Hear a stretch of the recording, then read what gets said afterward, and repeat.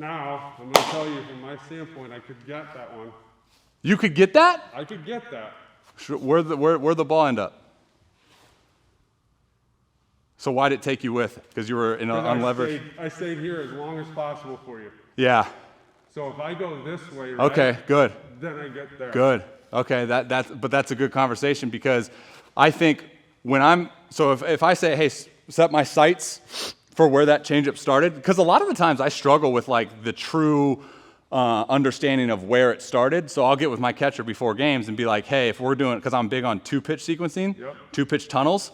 So he knows that like, all right, if he threw that changeup and it started here, now we're gonna go fastball and it's like here.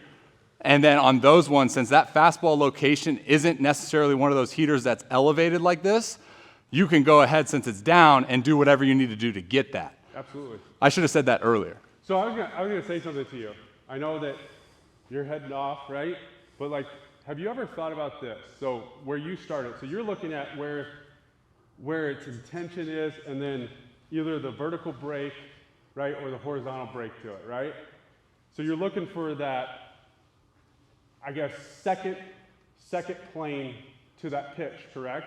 Have you ever thought about like putting, okay, I threw that here, I'm gonna throw a T right here, because that's where I want to start that pitch. Yeah, I do like targets. Yeah, okay. Do a circle. But here, let me ask you this.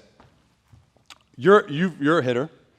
Where in the tunnel of at release now into its flight, where are you making your biggest, like, and I know you can't freeze time, but where are you making your biggest decision on swing engagement? It's got to be within the first 20 feet of the tunnel. It has to be, yes. So Well, for me, like as a catcher, and I think where catchers fail is that, I shouldn't say fail, where catchers have more times, or more difficult times reading and hitting, just hitting in general. I'm squatted down for 150 pitches a game, right? So I'm seeing that, and that. Now I have to stand up for maybe a total of 15 pitches, and now I'm seeing a different. It's coming in a different. Yeah. So I think that's where catchers really struggle. Well, do you think you can give me better feedback as a hitter or as a catcher in that regard? From the when are you making your decision? Well, I can't hit anymore, so I would say probably.